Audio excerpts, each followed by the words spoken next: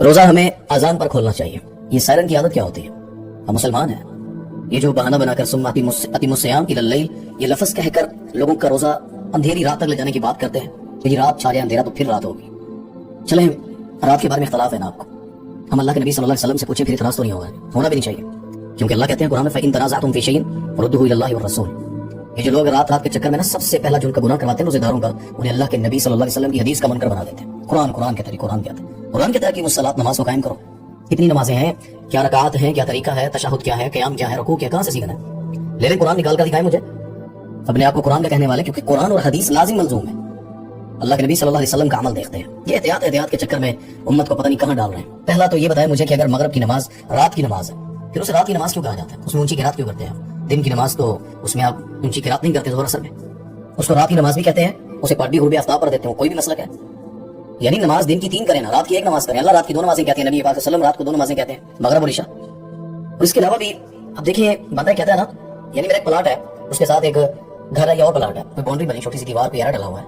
بندہ کہتا ہے جی وہ سہرے تک نا میری زمین ہے، وہ سہرے تک. اس کا کیا مطلب ہوتا ہے کہ یارہ شرح گزر کر تھوڑا سا آگے جا کر وہ اس جگہ تک وہ میری زمین ہوگی، یا وہ جو تک کا لفظ ہے جس طرح قرآن میں الی اللیل رات تک. لیکن بندہ کہتا ہے کہ میری باؤنڈری ہے، اس کے بعد جو شروع ہونا ہے وہ دوسری چیز ہے. دن کا اختتام غروب آفتاب پر ہے، اندھیرا کتنا چھایا ہے، شفق کتنی باقی ہے، یہ سب کچھ الگ بات ہے. رات چھا چکی، رات شروع ہو چکی ہے. وہ حدیث سنا کر جی جہنم میں نبی پاک صلی اللہ علیہ وسلم نے لوگوں کو دیکھا، ان کے چہرے اور یہ باتیں چیری جا رہی ہیں، روزہ کھولنے میں جلدی کرتے تھے. مانتے ہیں اب 4-5 منٹ پہلے نہیں کھول سکتے، اب بغیر احتیاط کے روزہ جلدی نہیں کھول سکتے.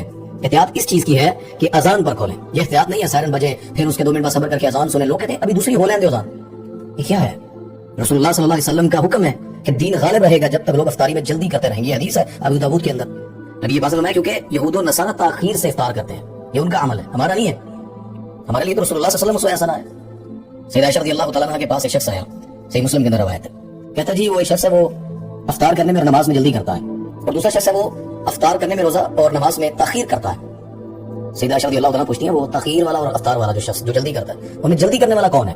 جو جلدی وقت پر، یعنی یہ نہیں جلدی سے گھنٹہ پہلے، یعنی ٹائم ہوا فوراً کھول دیا، نماز کا ٹائم ہوا داخل ہوا اسے فوراً ادا کر دی، اخیر وقت میں جا کر نہیں. اس طرح ہم اثر بہت لیٹ جا کر اینڈ وقت میں، ظہر کا وقت کبھی شروع ہوتا ہے کبھی سچ کریں آپ لوگ 1:30 بجے جا کر نماز پڑھتے ہیں. نبی پاک صلی اللہ علیہ وسلم کی زوجہ جب یہ پوچھا نا کہ کون ہے وہ، فرمایا عبداللہ بن مسعود رضی اللہ تعالیٰ عنہ، فرمایا وہ بالکل ٹھیک کرتا ہے، اور یہی عمل جو وہ کرتا ہے، فرمایا کہ یہ اللہ کے نبی صلی اللہ علیہ وسلم بھی ایسا ہی کیا کرتے تھے. یعنی اللہ کے نبی صلی اللہ علیہ وسلم ایسے کیا کرتے تھے. صحیح مسلم میں یہ روایت ہے. اس کے علاوہ بھی دیگر آپ پڑھ لیں بہت ساری. سیدنا بلال رضی اللہ تعالیٰ عنہ کی جب فتح مکہ پر نبی پاک صلی اللہ علیہ وسلم جا رہے تھے غزوہ فتح مکہ پر، تو روزہ تھا، نبی پاک صلی اللہ علیہ وسلم نے بلال کو اتارا، کہا ستو بناؤ میرے لیے، یعنی میٹھا پانی شربت سمجھ لو، عرب کے لوگ ستو پیتے تھے. تو بلال کہتے ہیں وسلم ابھی تو سورج کی روشنی باقی ہے، فرمایا کہ تم بناؤ ستو بناؤ. اور پھر ایسے وسلم یعنی بندہ سوچ سکتا ہے کہ ابھی کیسے بناؤ، وقت ہے تو پھر جب پورا ہو جائے گا تو پھر آپ کو تازہ بنا کر دے دیں گے. نبی پاک میں بناؤ، میں کہہ رہا ہوں 3 دفعہ یہ بات میں فرمایا ستو بناؤ. وہ بنائے. نبی پاک صلی اللہ علیہ وسلم نے اشارہ کیا مشرق کی طرف اپنے ہاتھ کا، اور فرمایا اس طرف سے جب اندھیرا یعنی رات کا شروع ہو جائے، اندھیرا رات سٹارٹ ہو جائے رات، فرمایا کہ تب تم نے روزہ افطار کرنے، افطار کرنے کا وقت ہے، شروع ہونے کا کہا ہے. اس نے یہ سمجھا کہ بالکل چھا جائے، رات ہو جائے، شکلیں پہچانی نہ جائیں، اس طرح ہو تو پھر روزہ کھولنا ہے. یہ لوگ غلط دلائل دے کر لوگوں کو جو خراب کر رہے ہیں نا، یہ نقصان کر رہے ہیں. کیونکہ نبی پاک صلی اللہ علیہ وسلم کی ایک نہیں کتنی حدیثیں ہیں کہ میری امت خیر پر رہے گی جب تک روزہ افطار کرنے میں جلدی کرے گی. یہ نبی پاک صلی اللہ علیہ وسلم کا حکم. تو بہت ساری اختلافات میں کر سکتا ہوں. مجھے پہلے تو نماز ثابت کرے مگر یہ رات کی نہیں ہے، دن کی ہے. وہ نماز رات کی ہے لیکن رات بعد میں آتی ہے، یہ کیسا لاجک ہے؟ مجھے بتائیں کہ یہ جو کہتے ہیں سحری کا جو وقت ہوتا ہے ہم کرتے ہیں، تو پھر تو اللہ نے قرآن میں کہا کہ وہ سیاہ دھاگا سفید دھاگے سے جدا ہو جائے جس کو دن چڑھا کہتے ہیں، پھر سحری اس وقت کرے نا. وہ رات میں سحری کیسے ختم ہو جاتی ہے؟ یعنی ابھی اندھیرا باقی ہوتا ہے، پھر تو دن نہیں چڑھا. تو ہم یہ کہیں گے نا کہ رات کو روزہ رکھتے ہیں اور رات کو کھولتے ہیں، رات لیٹ نائٹ کھولیں گے اور رات کے بالکل آخری پیسے پہلے گھنٹہ 1.5 پہلے گھنٹہ ہوتا ہے. تو آپ بتائیں آپ اس وقت بند کیوں کر دیتے ہیں روزہ؟ دن چڑھنے دینا. سحری آپ کی اندھیرے میں بند ہو سکتی ہے کیونکہ وہ بھی دن چڑھ گیا. وہ سفید سیاہ دھاگا جو قرآن میں آتا ہے، یعنی اس وقت تک کھاؤ پیو جب تک سفید داری سیاہ دھاگے سے جدا نہ ہو جائے. تو آپ یہاں وہ ایکسپٹ کر رہے ہیں اندھیرے میں. وہ جو سورج غروب ہو گیا اس کو رات کے لیے ایکسپٹ کیوں نہیں کرے گا؟ رات شروع ہو چکی ہے. تو معذرت سے یہ بلا وجہ کی جو تنقید بنا کر اس کو اسلام کے اندر سے نقصان پہنچانے کی مسلمانوں کوشش کرتے ہیں، روزے خراب کرتے ہیں. میں ان سے بس یہی کہوں گا کہ حدیث کا منکر نہ بنائے لوگوں کو. قرآن و حدیث دونوں ہمارے ہیں اور عمل نبی پاک صلی اللہ علیہ وسلم کا اتنی حدیثوں سے ملتا ہے. پھر بھی انسان سوچتا ہے کہ نہیں جی ٹھیک ہے آپ نماز بھی پڑھ لیا کریں، میں دیکھنا ہمت کریں نا، اذان دیں نماز پڑھیں پھر جا کر گھر چلے جائیں. جب بالکل رات چھا بھی روزہ کھول لیں، آپ کا دل ہی آپ کو پہلے دن بتا دے گا کہ میں روزے میں کیا کیا ہے. سید عمر کے بارے میں کہتے ہیں وہ ایسے کرتے تھے، جا کے کھانا کھاتے پھر روزہ کھول. عمر رضی اللہ عنہ کھجور یا پانی سے کھول سکتے تھے، آدمی نہیں کھانا کھاتے تھے اس طرح ہم کرتے ہیں. بندہ کھول لیتا ہے روزہ کچھ چیزوں سے، کھانا بعد میں جا کر انسان تسلی سے کھاتا ہے. تو یہ چیز جو ہے نا اس کو سمجھنا چاہیے. ثم اتموا الصیام الی اللیل، رات تک پورا کرنا ہے. اس کا یہ مطلب نہیں ہے کہ اس میں داخل ہو جائیں. بندہ کہتا ہے نا یار یہ جو گتا ہے نا قرآن پاک کا، یعنی جو جلد ہے فرنٹ، بندہ کہتا ہے اس کے ایک نکر سے دوسری نکر تک آپ نے نا اس کو یہاں سے اس کو پرنٹ کر دیں یا اس کو کچھ ایسا کر دیں. اب اس کا یہ مطلب تھوڑی ہوگا کہ اس کو میں نے رکھا ہوا ہے تو یہاں سے کوئی 2 انچ 3 انچ باہر نکال دیں گے. اور کہیں گے کہ نہیں جی دیکھیں یہ آپ نے تک کا لفظ کہا ہے تو پھر آگے جانے دینا.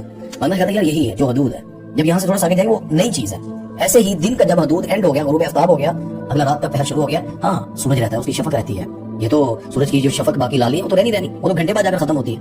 تو میں اصلاحاً آپ سب کے لیے یہ بات کر رہا ہوں, مجھے کسی سے کوئی ایسا مسئلہ نہیں, لیکن روزے اللہ کے لیے اپنے خراب نہ کریں. باقی مجلسی ہے جو ہمارے اہل تشریح بھائی زیادہ مسئلہ ہی کرتے ہیں, اب ان کو پڑھ کر دیکھیں نا ان کے نزدیک کیا ہے. غروب آفتاب کو وہ وقت مغرب کا وقت کہتے ہیں, یہی مغرب کا وقت ہے. اور یہی جو ہے امام معصوم کے نزدیک بھی کہ سورج غروب ہوگا تو افطاری کا وقت ہو چکا ہے. یہ ان کی کتابوں کے دلائل ہیں, لیکن نہیں ماننے تو پھر نہ ماننے اس میں کیا ہے. اب رات تک ویٹ کریں, روزہ ضائع کریں. جہاں آپ حدیث سمجھتے ہیں کہ وہ جلدی کھولنے والوں کی سزا ہے, تو آپ کی خیر بھی نہیں رہے گی جب تک آپ روزہ کو لیٹ کرتے رہیں گے.